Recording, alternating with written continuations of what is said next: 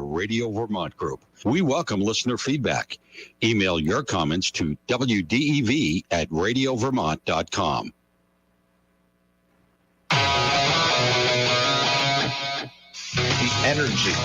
We walked around for 35 minutes just in the parking lot looking for this car. The passion. UVM schedules the way they do to get as high a seed as possible in the NCAA tournament and to get as much tournament prep as they can because they're not going to get it from their league. The opinions on all your favorite teams. The organization should be taking care of Matt rather than Matt taking care of the organization. This is the Brady Farkas Show on WDEV AM, FM, and WDEVradio.com. What's up, everybody? It is a Monday. It is a Patriots win Monday right here on the Brady Farkas Show on WDEV AM and FM and WDEVradio.com. Full show today, all 90 minutes on this Patriots win Monday. We'll dive into the game from all angles. We'll talk with Matt Verderame, the NFL director at Fansided.com, at about 6:30. Interesting comments from Celtics ownership. I want to get to a UVM note. I got a couple of random things I want to get to in the 6 o'clock hour, but it's a lot of Patriots today. You can get in on the Napa Morrisville, Napa Waterbury text line, 802-585-3026. It's your locally owned Napa stores in Waterbury and Morrisville. You can also check us out. Facebook Live, YouTube Live, and my Twitter account as well at WDEV Radio. Brady, we always put the video stream in those platforms. 5, 4, 3, 2, 1. And here we go. The opening thoughts on the Brady Farkas Show were brought to you by Sticks and Stuff and by Swanton Lumber. They are Vermont's most complete locally owned home center with locations in Enosburg, Derby, Middlesex, St. Albans, and at Swanton Lumber. They're online at sticksandstuff.com. Patriots win. They beat the Steelers 17-14. They get their first win of the season. They get it on the road. Good day yesterday for the New England Patriots. You hear me say this phrase often. Okay, I say this phrase a lot, and it rings true again today. Two things can be true at once. Two things can be true at the same time. On one hand, the Patriots got the must-win game. Yesterday was a must-win game. They absolutely had to have it, and they got it. They won an NFL game on the road in a hostile environment against a team that is coming off a win. They should be very well commended. Tough environment, really good defense for that Steelers team, tough running back in Najee Harris, great crowd. They're 1-0. You won a game, and you won a game you had to have. You should be commended for that. But on the other side of the coin, yesterday's win does not change anything for me as far as how I feel about the Patriots. Both things are true. Must-win game, you won it, you deserve praise. I'm thrilled about it. But nothing as far as my perception of this team or my perception of its shortcomings, nothing changed just because of yesterday. And I ask you the same question. Does yesterday's win change anything for you about the Patriots? You thought they were good, now you think they're great. You thought they were garbage, now you think they're good. You still think they're awesome, you still think they're awful. Did yesterday change anything for you? 802-585-3026 on the text line. The reason why nothing changed for me is because yesterday played out almost identical to what I told you was going to happen. Okay, I thought the Patriots would have a hard time scoring. They did. I thought the Patriots would win by 3. They did. Now, I gave you the score prediction on Friday. I said Patriots 16-13. It was 17-14, my mistake. But I was dead on my assumption of this game. I told you the Patriots didn't have to worry about Mitch Trubisky beating them over the top. That was the case. He threw everything short. They did a good job defending that for the most part. So because this game went exactly as I thought it was going to go, nothing really changes in my assessment. I feel like yesterday just proved that I get this team pretty well. I feel like I know this team. Nothing about yesterday surprised me. Patriots, they do some good things. They have some real concerns. Both of those were true going into this game. Both of them are true coming out of this game to me. Now, I think we'll learn a lot more about this Patriots team when they take on Baltimore on Sunday. It's a Baltimore team that I think is a lot better than Pittsburgh, that's a lot more dynamic than Pittsburgh, that isn't as good defensively, but certainly is better at the quarterback position. I think we will learn more about the Patriots coming off Week 3's game than we do Week 2's game. 802-585-3026. Did yesterday change anything for you? It wasn't perfect. It was good enough, and I am thrilled about it. The Patriots are now 1-1. We will unpack the Patriots here in just a matter of moments. But, man, yesterday was an insane day in the NFL. Like, yesterday is why the NFL is king. Like, there are several insane days a year in the NFL, but yesterday, I mean, that's recency bias aside, like, that's near the top of the list for me as far as a wacky NFL Sunday. You had the Browns blowing a 30-17 lead with 90 seconds to play against a Jets team that had no timeouts. If Nick Chubb doesn't score a touchdown and just sits down in the grass, the Browns run out the clock. The Jets never get the ball back. The game ends. But instead, the Browns lose a game in the most Browns way ever. That was nuts.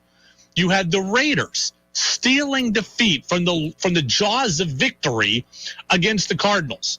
22 unanswered points for the Cardinals. They win in overtime. Kyler Murray got legitimately, not hyperbole, legitimately 20 seconds. 20 seconds of protection on a 2-point conversion.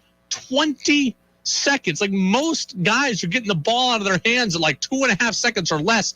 Kyler Murray had the ball for 20 seconds on a 2-point conversion. One of the most insane things I've ever seen. The Rams, they blow a 28-3 lead nearly, ironically, against the Falcons. They have the original 28-3 blown lead. Atlanta comes all the way back just to lose by 4.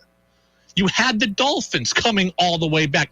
The Dolphins scored 28 points in the fourth quarter in beating the Ravens team that we're about to see for the Patriots again next Sunday. Joe Burrow got to the Super Bowl a year ago. He's everybody's it guy around the NFL. And he gets beaten by Cooper Rush. Julian Edelman on Inside the NFL actually had to ask his cohorts, who's Cooper Rush? Cooper Rush beats Joe Burrow. The Bengals are 0-2. Jimmy G, back from the dead. His career is back on track. It's his 49ers team again. They look real good against Seattle and are now NFC favorites again. The Colts, they're supposed to be good. They get blanked by Jacksonville? They're winless. The Lions put up 36 points. Good for Dan Campbell. Yesterday was nuts. Yesterday was nuts. And we got 2 more games today. And we get to watch Josh Allen and Derrick Henry and Justin Jefferson and A.J. Brown. The stars were out yesterday. The stars are out today. Just an unbelievable, another day in the life of the NFL. That is why the NFL is the king. Okay, baseball is my favorite sport. Yesterday is why the NFL is everybody else's favorite sport. You get no lead is safe. The Browns lose inexplicably. Joe Flacco wins. I can no longer put Joe Flacco on my most boring game of the NFL schedule every week after what happened. I can no longer do that. Thanks, Cleveland. I mean, you come back from 13 down with 90 seconds and no timeouts. That's epic. An epic comeback, an epic collapse. We saw that yesterday. We saw 22 unanswered for the Cardinals. We saw 28 points in the fourth quarter for Miami. Tua he goes from bench warmer to Hall of Famer in one half. Only in the NFL do things like this happen. Texter says, nothing changes for me. They will be fine. In Belichick, we trust. That's an unnamed texter talking about the Patriots. Nothing changes for me either, but I don't know that the Patriots are going to be fine. I don't know that. I think the Patriots are right now perfectly average. There are a number of teams that they will not be able to compete with. They're just not as good. There's also teams like yesterday that they should be able to beat, and they did. That to me right now, the Patriots are kind of what I thought they were. I thought they were better than Pittsburgh, and that was a win. I called it months ago, and they won it. Miami, I said they should be able to beat, but their roster's not as good as Miami, and it's fringy. And, well, what did they do? They lost last week, and they didn't look particularly good. They might beat Miami later in the season and split with them. Right now, the Pats are exactly what I think they are, an average team.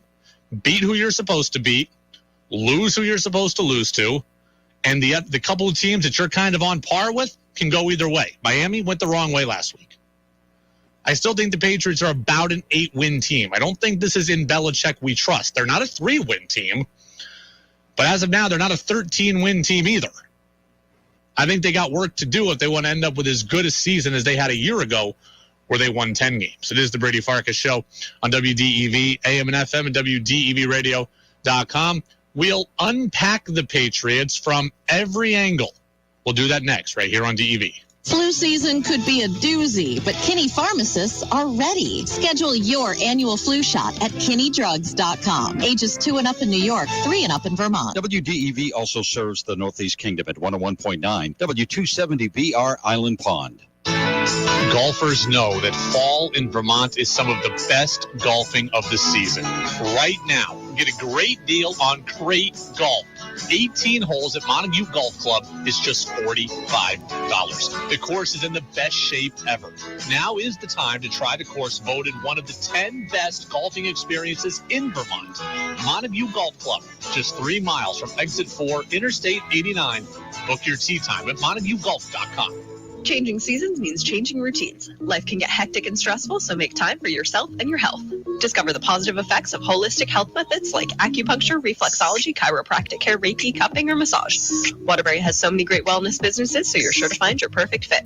Or if you want to relax and rejuvenate with a salon or spa day, Waterbury has those too. Facials, hair, nails, treat yourself to some feel-good fun. Find your peace in Waterbury. Visit discoverwaterbury.com to learn more about all the wonderful health and wellness businesses.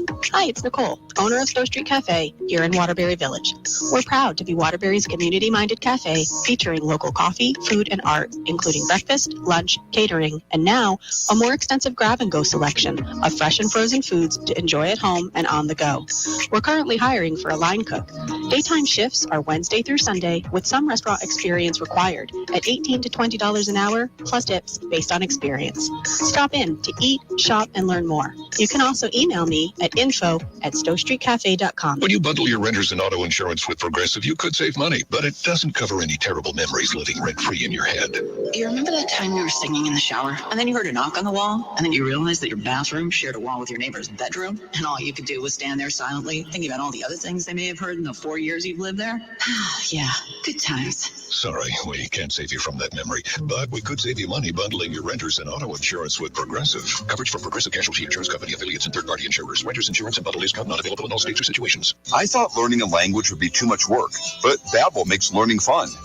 J'aime Babbel.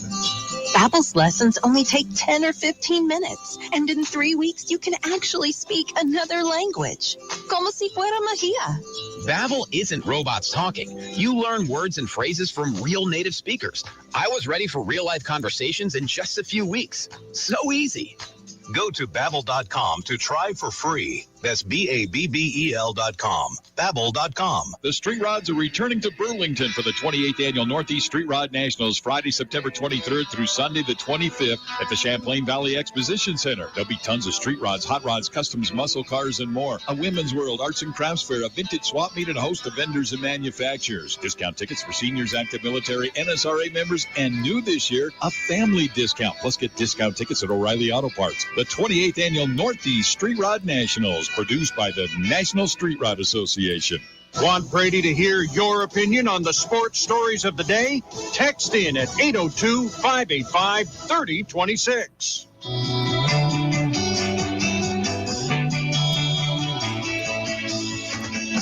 Now it's back to the Brady Farkas Show on WDEV AM, FM, and WDEVradio.com. Welcome back in, Brady Farkas Show, right here on WDEV, AM and FM, and WDEVradio.com. Peter up in Williston says the Ravens game is that true litmus test for the Patriots and Belichick. If they can win in Foxborough and the defense can contain Lamar Jackson, it will be a turning point for them. But that's a serious task, given that Baltimore will be angry after choking the lead in the win away against the Dolphins. I agree with all that. Next Sunday is a litmus test for the Patriots. As I just said, okay, for me, I think the Patriots right now are lose who you're supposed to lose against, beat who you're supposed to beat, and the teams that you're kind of on par with, they're going to go either way. So far, we're on that track. Beat Pittsburgh, you're better than. Lose to Miami, went the either way. Baltimore is better than you. If you can win this game, that is a turning point. You'll be 2-1. You'll have the energy and emotion of the home opener. That's great. You will have beaten a team that is clearly better than you, and now maybe you get some confidence, you get rolling. If they win this game on Sunday upcoming against Baltimore, that would be huge. I expect them to lose. I don't think it derails their season if they lose to a team that is better than them on paper, but if they win, it is a true turning point. We're going to have Matt Verderame from Fansided on here about 45 minutes from now at 6:30. Right now, we're going to unpack the Patriots. Cue the music. And cue the Unpacking the Patriots montage. Which Patriots popped? To the 30, to the 20. He is end zone bound. Pick six. Touchdown. Patriots. And which ones flopped? Jones steps up in the pocket, unloads a deep ball, and it's intercepted.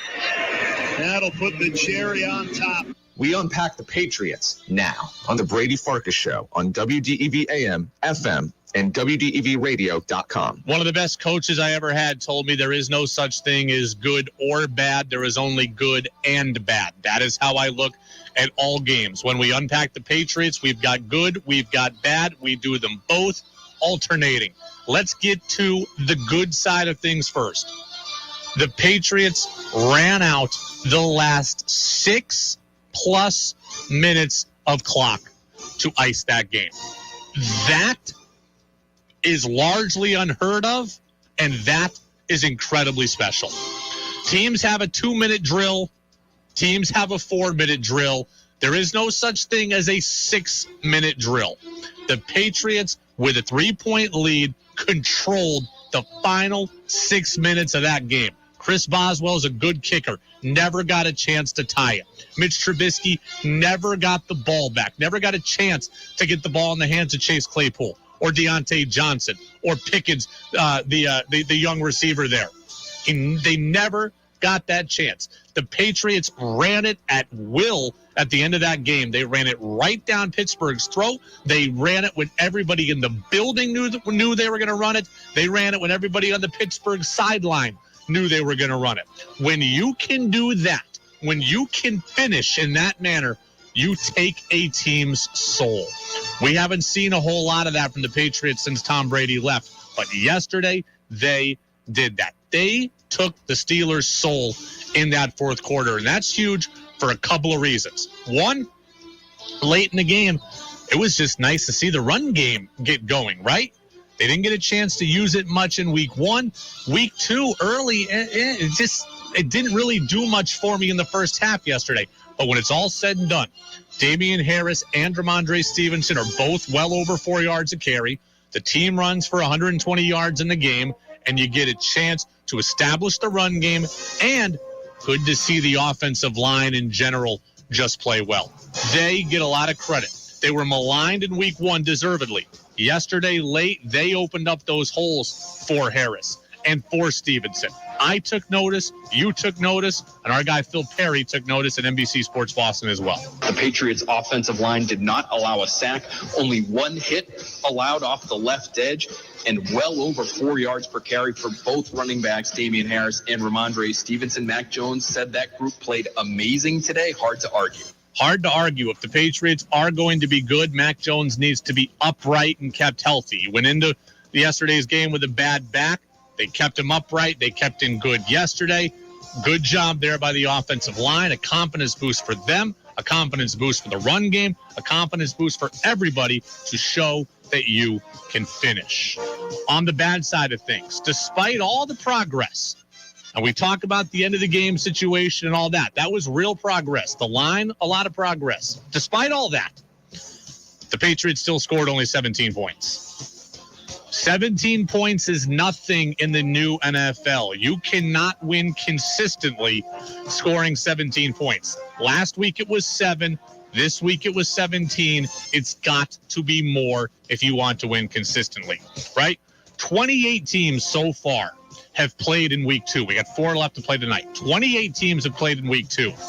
Only 7 scored less than 17 points. So 75% of the teams that played yesterday scored more than the New England Patriots. That is not a trend that I want to be on board with, scoring in the bottom 25% of the league.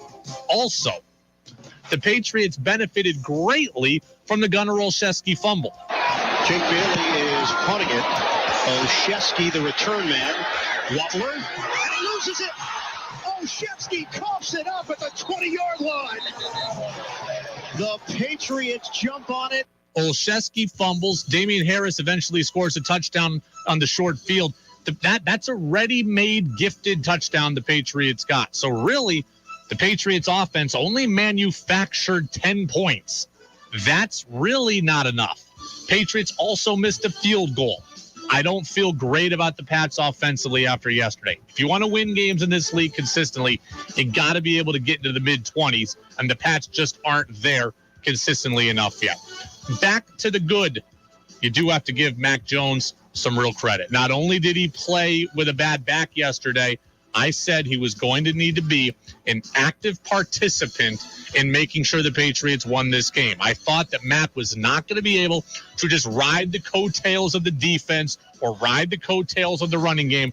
He was going to have to make some plays in order for the Patriots to win. He made the big play right before the half. Jones, step, dials up, deep ball. Oh, what a catch! Nelson Aguilar, spectacular. Touchdown, New England. That gave the Patriots a 10-3 lead right before the half. That was another confidence builder. It's a confidence builder for Mac and his ability to take a shot. Confidence for Mac and his receivers to go up and make a play. Confidence for Aguilar to show that he can still get vertical, to show that he can still win a one-on-one battle.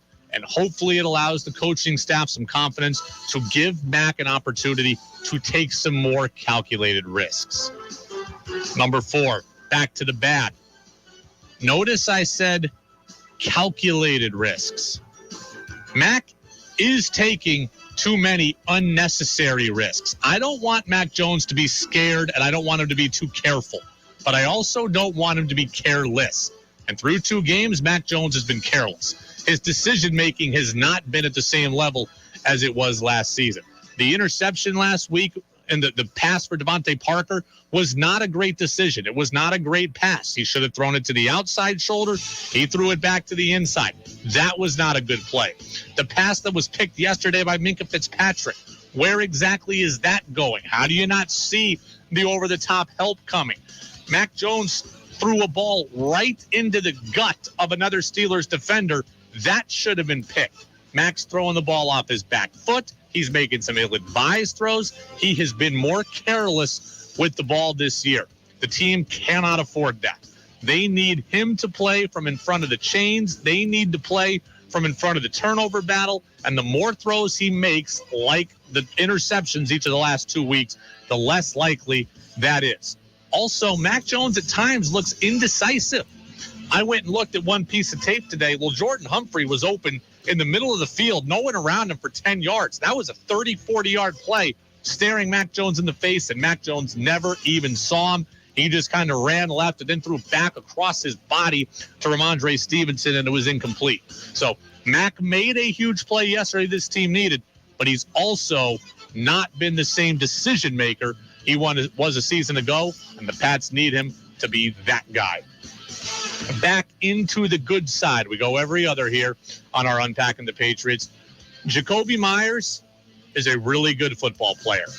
I've been telling you this for 3 years. He's been good for Cam Newton. He's been good for Mac Jones. I don't know why people sleep on this guy, okay? He had 9 catches, 95 yards. Several of them were big on third down. When Mac Jones needs a completion, Jacoby Myers is the guy that he looks for. I've been pretty smooth, honestly. I feel like we got a lot of good players who can make big plays, and I just got to sit around and be the safety blanket, you know what I mean? I can make big plays, but I like to be the guy, you know, when he needs somebody just to get rid of it, I take it, I take the hit, get back up. So. Mac Jones is just that, a safety blanket. This team cannot afford to not have him. This team would not be the same without him. We talk about explosive plays, and we talk about deep threats, and you need all that. But you also need a chain mover who is reliable, and Jacoby Myers is that guy. On the opposite side, Devontae Parker. Another game of bupkis. 0 catches. This is your big offseason receiver acquisition, and we've gone 2 games now. 1 catch, 2 balls picked while being thrown your way. There was a miscommunication between him and Mac Jones on the sideline yesterday. They talked about, Mac thinks he's going to come back to the ball or back shoulder. He thinks he's going. There's a miscommunication. Devontae Parker needs to find his way into this offense, and he just hasn't yet. Okay? Aguilar showed up yesterday. Kendrick Bourne had a couple of catches yesterday when targeted. We saw Myers was great. Where is Devontae Parker? Those other guys can get open. He can't, apparently, and Mac and him are not on the same page. Back to the good, my last good takeaway. Jabril Peppers, man, he didn't play every snap yesterday. He's not an every down safety at this point, but I thought he had a couple of huge hits yesterday. Trubisky, deep drop, uncorks it, blown up. Jalen Warren just got stamped by Jabril Peppers. Jabril Peppers is an athletic player that can fly around. He's kind of big. He's a big safety, kind of a bit linebacker. Did a nice job yesterday. When he was on the field, I noticed him. Adrian Phillips will play more. Devin McCourty will play more. But I like Jabril Peppers when he's out there. I liked him athletically when he was drafted by the Browns. I liked him when he went to the Giants in that trade for OBJ. Again, not an every down answer in the defensive backfield, but a good player. And he showed good instincts, good physicality, and good athleticism yesterday. Finally, the last bad thing, Miles Bryant. My goodness. Gunnar Olszewski gets all the grief yesterday for Pittsburgh for muffing that punt. Miles Bryant nearly was the GOAT on the other side for the Patriots. The first punt of the game, Miles Bryant misjudged, runs all the way back about 20 yards, tries to catch it over his shoulder, muffs it. It ends up in the end zone. Somehow the Patriots get lucky and it ends up being a touchback. But that could have very easily been recovered by Pittsburgh at about the 10. It could have been taken in for a touchdown by Pittsburgh. It could have been a safety, and Pittsburgh's getting the ball back on the free kick. That was nearly a disaster. Miles Bryant made this team in part because of his ability in the punt return game. Okay, he's done some nice things defensively, but he also was a great punt returner in the offseason. He needs to be solid there. The Patriots, you saw yesterday, Pittsburgh, when you gift teams points, you give them life. Miles Bryant nearly gifted the Steelers points yesterday, and our guy Phil Perry noticed that too. Stock down for Patriots punt returner Miles Bryant, who said he misjudged where he was on the field on that first Steelers punt to the game that nearly led to a disaster. He knows he was lucky it was a touchback and not a safety there. Yes, absolutely. You have to be cleaner. You have to be cleaner. The Patriots are 1-1. That's unpacking the Patriots, good and bad. We do that every single post-Patriots game day here on DEV. Will in Plattsburgh says the Patriots defense looks good. That's my takeaway. Another text says, my Patriots 3 stars yesterday were Aguilar, Matthew Judon, and then Jalen Mills. And then the run game was great by icing the game as well. Mills had the interception, his first of the year. Judon had a big pass break up there on a ball to Najee Harris in which Pittsburgh, I believe that was 3rd down as Pittsburgh was moving down the field late in that game. Wasn't pretty. Patriots get the win. On to Baltimore we go. Well, actually, on to thinking about Baltimore. That game played in Foxborough. Already can't wait for it. A wild Sunday in the NFL. A wild win for the Patriots. Brady Farkas shows Going to come back after the CBS News update. I'll tell you a couple of random stories that I've had on my mind, including one annoying quirk that I can't get past with myself. 96.1 WDEV FM Warren, 96.5 W243 AT Berry, 98.3 W252 CU Montpelier, AM 550 WDEV Waterbury. CBS News on the Hour, sponsored by Dell Small Business. I'm Peter King in Orlando. Hurricane Fiona is now a Category 2 storm with sustained winds of 100 miles per hour. It's done a number on Puerto Rico, knocking out power and causing widespread damage. This is FEMA's Ann Bink. We're seeing catastrophic flooding across the island, totals exceeding 26 inches at this point on the southern portion. CBS's Christian Benavides says Puerto Rico's neighbor was also hit hard. Residents in the Dominican Republic are picking up the pieces of torn roofs and toppled homes. Fiona made landfall around 3:30 a.m. with winds as strong as 85 miles per hour. Forecasters expect the storm to head to Turks and Caicos and possibly ramp up to a major hurricane when it passes Bermuda later this week. 41-year-old Adnan Syed has been in prison for more than 2 decades, convicted of killing his former girlfriend in 1999. His story has been told in the podcast Serial. This is a global Tel-Link prepaid call from Adnan Syed, an inmate at a Maryland correctional facility. But now Syed is a free man, at least for now, his conviction overturned. Serial raised doubts about the evidence used to convict him, and now prosecutors say new evidence undermines that conviction, but he could face another trial. State funerals are usually big picture events, and Queen Elizabeth's was just that, but later service was a little different. After a day of dazzling public spectacle, a more private ceremony, the committal service at St. George's Chapel, Windsor Castle. The Queen eulogized with reverence and affection before the scepter, orb, and crown presented at her coronation were removed from the coffin to pass to her son at his coronation. Vicki Barker, CBS News, London. The attempted border crossings are down, or they're up, depending on where the migrants are coming from. Here's CBS's Stacey Lynn. U.S. Customs and Border Protections reported an increase in migrants from Venezuela, Cuba, and Nicaragua. Authorities stopped these asylum seekers about 56,000 times last month. That's more than double the number stopped in August of last year. For a third straight month, there were fewer migrants apprehended from Mexico, Guatemala, El Salvador, and Honduras. The Florida prosecutor will have to go to trial if he wants his job back. Governor Ron DeSantis suspended Hillsborough County State's Attorney Andrew Warren after he said he wouldn't pursue criminal charges against people accused of violating Florida abortion or transgender treatment laws. The Dow closed up 197. This is CBS News. Dell's semi-annual sale has arrived. Save big on PCs with Windows 11 Pro. Dell Technologies recommends Windows 11 Pro for business. Call 877-ASK-DELL.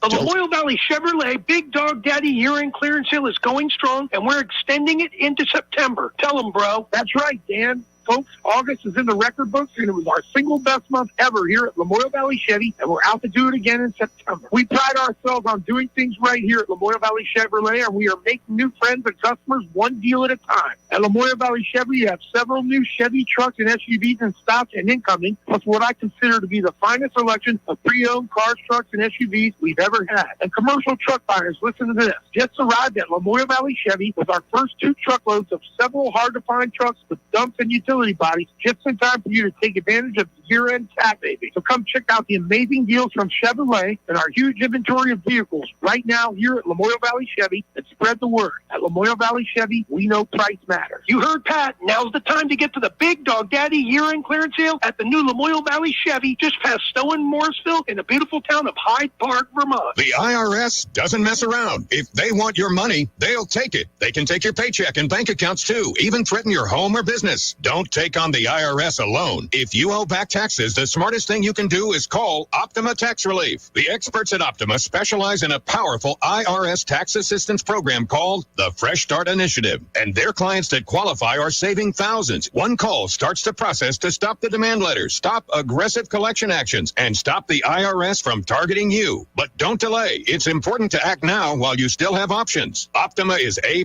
rated with the Better Business Bureau. Optima has already resolved over $1 $1 billion of tax debt for their clients. Get your life back. For tax help you need, for tax help you can trust, call Optima now for your free consultation. Call 800-343-6460. 800-343-6460. 800-343-6460. Optima Tax Relief. Some restrictions apply. For complete details, please visit OptimaTaxRelief.com. The Brady Farkas Show now has an interactive text line, so reach out now at 802-585-3026. Now it's back to the Brady Farkas Show on WDEV AM, FM, and WDEVradio.com. Welcome back in, Brady Farkas Show, right here on WDEV, AM and FM, and WDEVradio.com. We will get Matt Verderame from the NFL director at fansided.com. He'll be with us here in about 25 minutes at about 6:30. Matt Verderame, one of my favorites. I got a bunch of kind of random stories I want to get to here right at the top of the 6 o'clock hour. A couple of things I saw over the weekend, a couple of things I've been holding on to. I also just have to say this. I have realized an incredibly, what I believe to be an unhealthy habit that I have. Let me explain. So, and I need to know if anybody else does this. So I went to the Adirondacks this weekend, and I went with Jess, but I left after Jess. We drove separately because of our work schedule. So she got there before I did. So we drove separately. So I was the last to leave our place. Does anybody else have a neurotic and irrational fear that you have left your house unlocked and that you need to go back and check it over and over and over again? Does anybody else do this, or is it just me? I hate being the last one to leave the house or apartment because I'm always nervous that I left it unlocked. Like, I think it's an unhealthy obsession that I have with trying to make sure things are locked. So the other day I leave, right? I lock the apartment. I try the door, make sure it's locked. I know that it's locked. I walk away. I then go to the elevator. While the elevator is coming to me, I go back to the door. I check to make sure it's locked again. Then I drive away. And for the first 10 minutes of my trip, I'm wondering to myself, do I need to turn around? Did I lock it? Did I actually lock it? Am I sure that I jiggled the handle to make sure that it's locked? Do I know I did that? And then we've got a storage unit, like a lot of you do, right? Have a storage unit. I grabbed something from the storage unit before I left the other day, and I'm looking at the storage unit. It has a padlock on it. I see that it's locked. I pull out of my parking space. I'm like, you know what? Let me just check and make sure it's actually locked. So I got out of the car, went back, and therefore then made sure that it was like, this is like an unhealthy obsession that I have with making sure that everything is locked. Does anybody else do this? 802-585-3026, or is it just me being a neurotic weirdo? Seriously, because it's like unhealthy. It's like churning me up, like making sure that I'm even thinking about it over the course of our trip. Like, did I really lock the door? Do I know that I locked it for a fact? What, did I turn off all the lights? Like, it's insanity to me. I hope I'm not the only one who acts like this, but again, someone let me know. 802-585-3026. I used to have an irrational fear of leaving my car lights on. Now cars have automatic lights and they have daytime running lights, and they'll do a lot of stuff on their own, or the car will beep at you when you get out if you left the lights on. It's a lot harder to leave the lights on your car now. But when I was like 17, I went to, I don't know, like a summer basketball practice, I think it was. So it was like a 7 to 9 open gym type thing. And I left my lights on. And the cars back then didn't do this to you, right? They didn't beep at you when you left the lights on. So I go in, I play, and I come back out at 9 o'clock, and the car is dead. And my dad was at work. My mom was at a meeting, late night meeting. So I had to get somebody else to come and jump the car, and then I got to drive it around for 15 minutes and make sure, recharge the battery as I'm going. For the next 2 years after that, I was constantly obsessed with did I turn the lights off. I remember leaving a movie once, walking out just to go check the lights. I remember walking out of dinner just to go check the lights. Like, I just have these, like, neurotic obsessions that I can't get past. Text says, what paranoia you have. So, yeah, I don't know. But, yes, paranoia is a good word for it.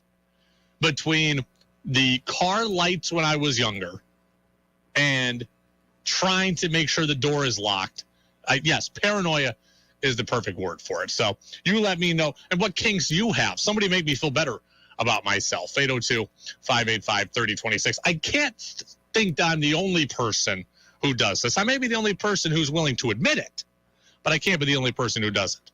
There is somebody who's trying to call the phone line here. I cannot answer the phone. I want you to reach out, but you've got to do it via the text.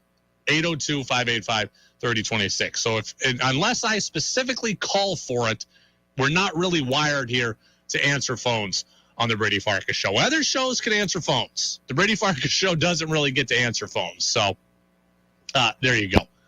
A couple of other things I mentioned, kind of random stories that I want to get to here before we get to a Celtic story here in a bit. Yesterday was Robert Kraft's 500th career game as owner of the New England Patriots. 500 games, playoffs and regular season. Doesn't include preseason, but playoffs and regular season. Robert Kraft bought the team, I think, in 1994. He rescued it from mediocrity as a franchise. He rescued it from being moved to Hartford. It's hard to believe the Patriots were ever going to leave Massachusetts, but there was real worry that they were going to move to Hartford. And I went through a couple of years ago during the pandemic and kind of read the timeline on everything and how serious it was that the Patriots were considering leaving Foxborough. And Robert Kraft genuinely helped make it, he took that worry away. He kept the Patriots in Foxborough. Since then, has ushered in 6 championships and the greatest run in NFL history as an owner. And he helped guide the Patriots to a Super Bowl appearance just a couple of years after he took over. Remember kind of the forgotten Super Bowl where the Pats lost to the Packers there, and it's Drew Bledsoe against Brett Favre, and Desmond Howard takes the kickoff back. So Robert Kraft has been to what now, 10 Super Bowls, 9 Super Bowl appearances with Tom Brady, and that one in 96 or whatever, 96 I think it is. Pretty amazing. And I got to say, we have spent 2 years speculating on the relationship between Robert Kraft and Bill Belichick. And we spent 2 years wondering about the power dynamic between Kraft and Belichick. And even just last week, I told you I didn't like the idea of Robert Kraft power playing Belichick about Kendrick Bourne. So we spent all this time speculating. It was pretty cool yesterday to go on Patriots social media and see on their Twitter account Bill Belichick give Robert Kraft the game ball and say some nice things about his owner. Had a lot of big wins here. I think it's fitting that, this one comes on Mr. Kraft's 500th.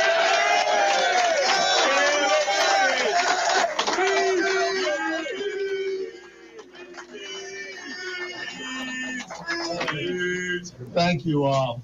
I'll tell you, our family has a chance. I speak for Jonathan here as well. We have a chance to be in a number of different businesses. There's no business like the NFL because we bring community together and we play like a team.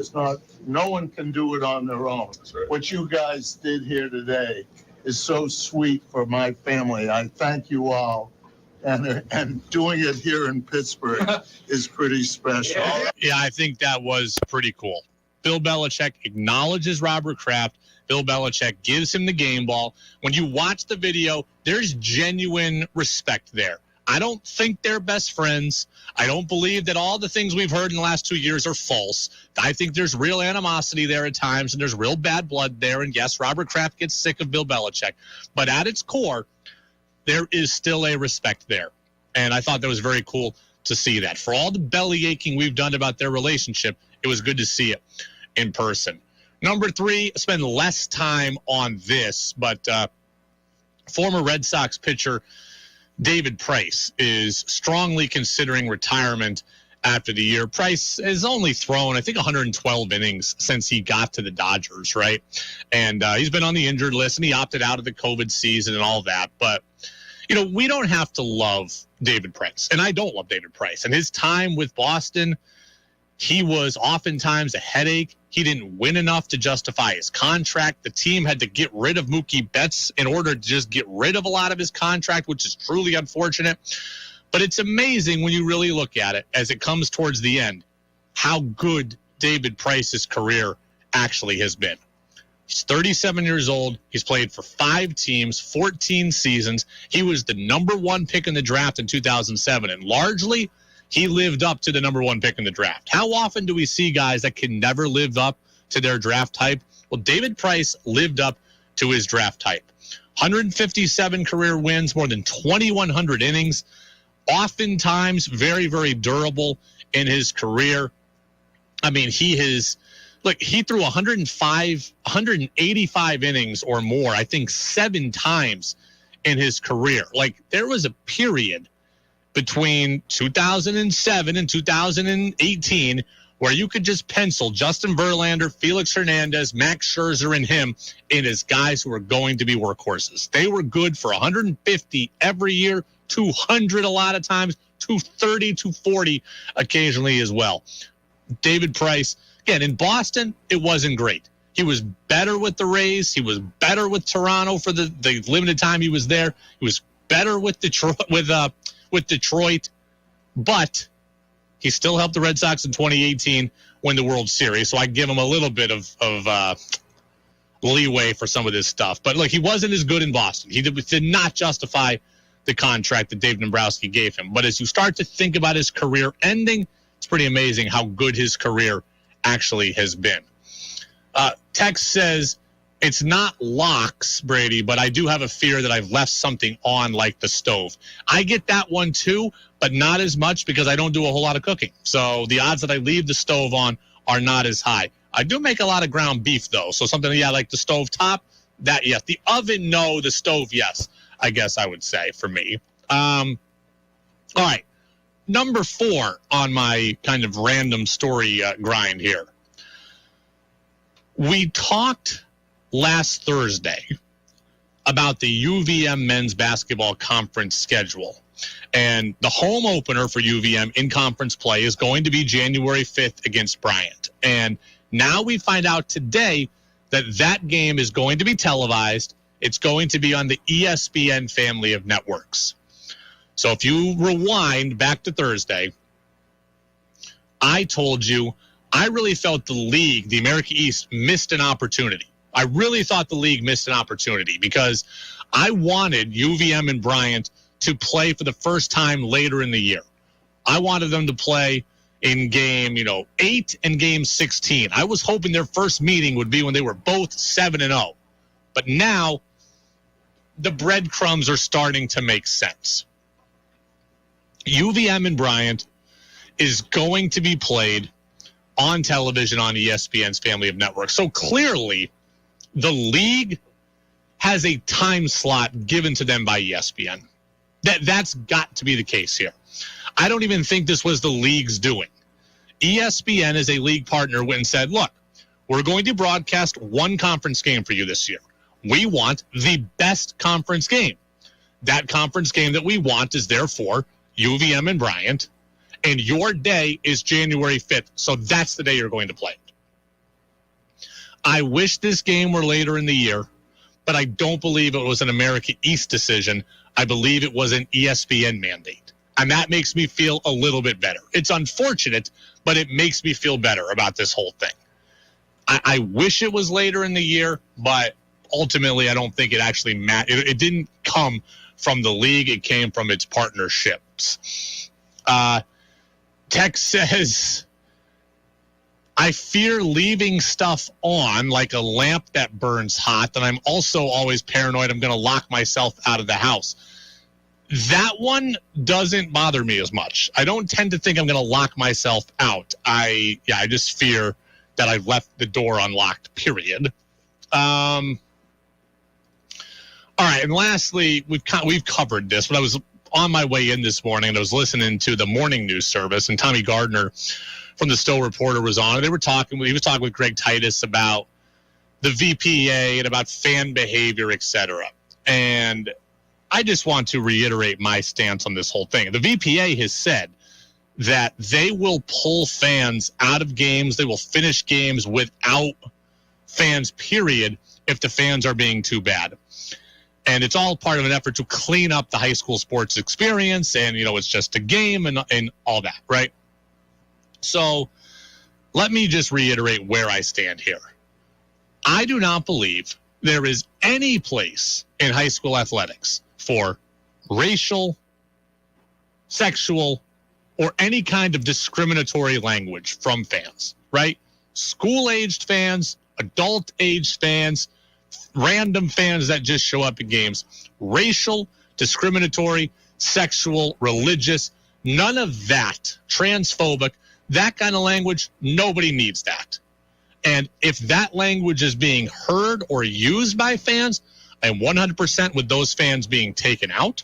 I am 100% fine with those fans being banned for or suspended for at least a period of time, if not the entirety of that athletic calendar.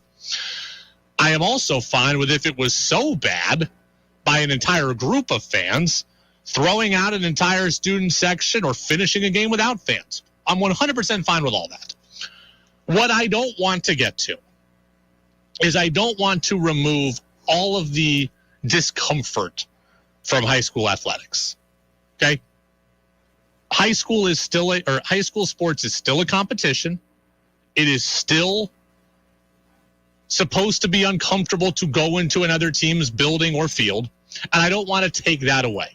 If the leader of the student section says, "Hey, 14, you couldn't hit water if you fell out of a boat," I don't have any problem with that.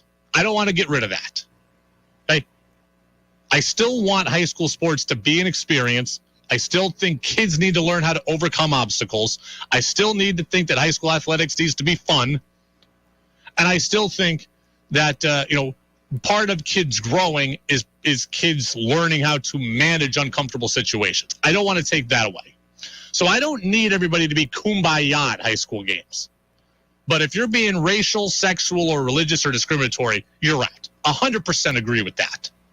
I always have from the start. But there are some people out there that think that I'm okay with all the bad behavior at high school games. Not true. I'm okay with it I'm okay with behavior that's within the confines of sports, not that is personal in nature, and not that attacks someone for how they look or, how they're perceived to act. So I was listening to Tommy Gardner say that, so I wanted to, get that out there. Text says, thank you, zero tolerance. Yeah, I have zero tolerance for racial, sexual, religious, discriminatory. Tommy was mentioning specifically, I can't remember if it was a girls' soccer team or a volleyball team, but there were comments being made about their looks. I have no interest in that, right? I have no interest in them being, having comments about their looks, that the crowd thought they were attractive. I have no interest in that. I have no interest in them being body shamed if they thought they were unattractive. No interest in that. If you do that, you are a punk, and I don't need punks at my games. But I am okay with, hey, 12, nice pass. I'm good with that. But again, zero tolerance for the garbage human stuff. Look no further than the University of Oregon for what they said, their football fans, about BYU. Yes, you can go look that up on your own accord. That's despicable. And here's a good one. Brady, when you lock the door, take a picture of your door handle and just go on your way. Same thing with your headlights. Later, you can look at the photo as much as you want. So that's not a bad idea. Appreciate that there. That's that texter's first text into the Brady Farkas show. That's a good first text. Way to make an impact.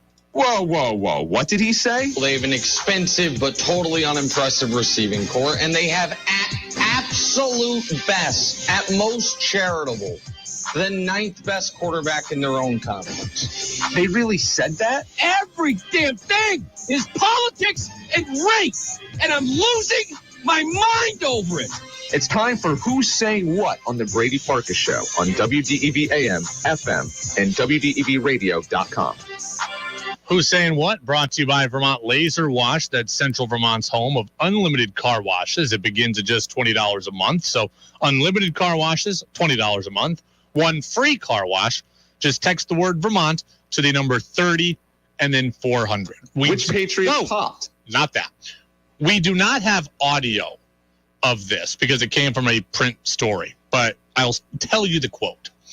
I want to know if you have a problem with what Celtics owner Wyc Grousbeck said to the Boston Globe about his team. Here's Wyc Grousbeck, Celtics owner. I'll read it in full. I really loved being part of the Celtics throughout the run to the finals. The other side of the coin is, now I think we've been overrated.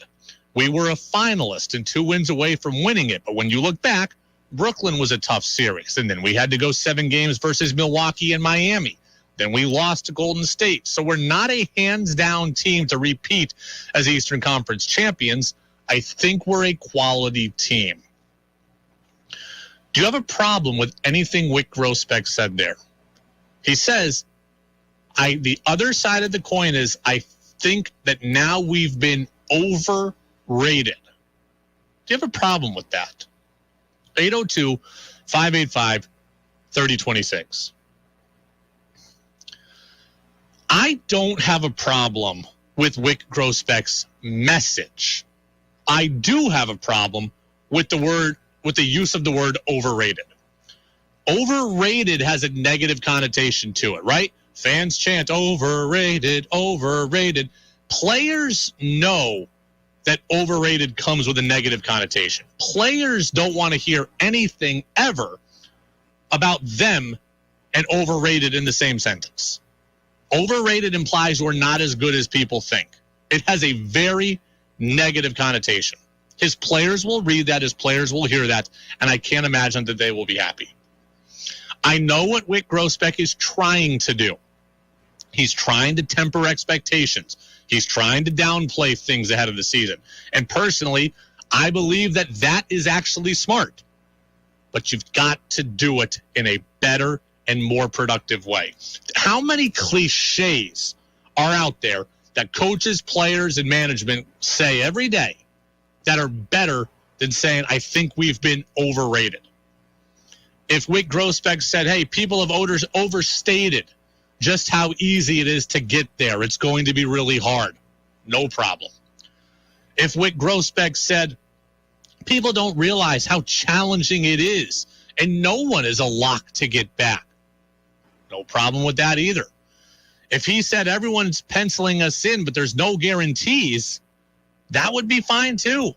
All of those would have been better than the use of the word overrated. 802-585-3026. Do you have a problem with that? Celtics season here starts in about a month. We're going to be at NBA training camp, I think, in about 7 or 8 days at this point. Marcus Smart wants to win a title. Jason Tatum wants to win a title. Jaylen Brown wants to win a title. They don't want to hear that their ownership team says we've been overrated. Malcolm Brogdon didn't come to a place where, didn't get traded to, didn't sign off on a trade to a place where ownership doesn't believe in the team. Again, I get the message. I get the goal. What I don't like is the word overrated.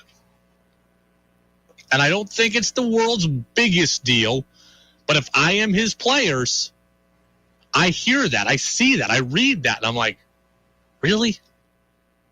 Like any word but overrated. It's been overstated how easy it is to get back. People think it's a foregone conclusion, but this is a really hard game with really great teams. All that would have been better. I can't believe, the one thing about the NBA deep run in the finals for the Celtics is I feel like we were just talking about basketball. I feel like we haven't had that much time off from it. And here we are. We're going to start up again in a month. We're going to be talking about Celtic storylines here I'm sure, coming out of training camp in a week or so. I can't believe that we're at this point. I am excited. I love football season. I love baseball playoffs. We're going to be knee-deep in that. But I'm excited to see what the Celtics do this year because, yes, it is not a foregone conclusion. You get Brooklyn back. Kyrie's there. Kevin Durant's there. Brooklyn's gotten better. Milwaukee's still excellent. Philly, we think, is excellent. It is going to be hard. I mean, Wick Grossbeck was right when he tells us that. It is going to be hard. But it is going to be fun as well. Brady Farkas Show here on WDEV, AM and FM, and WDEVradio.com. A couple of last texts here. Joe up in Richmond says, Brady, I do the same thing. I get nervous about leaving my door locked. I always make my wife go check to make sure that I did it. I drive her nuts. Thank you. That's the kind of thing I would do if I was, when I leave with Jess as opposed to, leaving on my own. Other text says, Brady, what's happened to your Mariners? They're stinking lately. Yes, they are. They've lost 3 straight coming into today. I don't want to talk about it. They are winning right now, but, there's still time. They're only up 8-1, so there's still time. Red Sox with a nice series win, by the way. A couple of series wins in a row here for the Sox. We talk about trying to finish up, on a high note here if you're the Red Sox heading into next year. Well, get a couple of wins. You win a series with the Orioles. You win a series here with the Royals. I know you got beat by the Yankees twice, but it wasn't always pretty. But win a series there from the Royals, the team that beat you 3 out of 4. And, I'll take that. Being watchable at the end of the year is what I'm looking for. Sox and Reds coming up 2 games beginning tomorrow. We'll do our Fairness to Fans machine, our final one of the year, tomorrow in the midday news service. Patriots, they win. They beat the Steelers yesterday by 3. Matt Verderame, the NFL director at fansided.com. He'll be with us next on the Brady Farkas Show on DEV. Hi, my name is Jen Roberts. I own Onion River Outdoors with my husband Kip. Anyone who knows us knows how much we love any kind of outdoor cycling.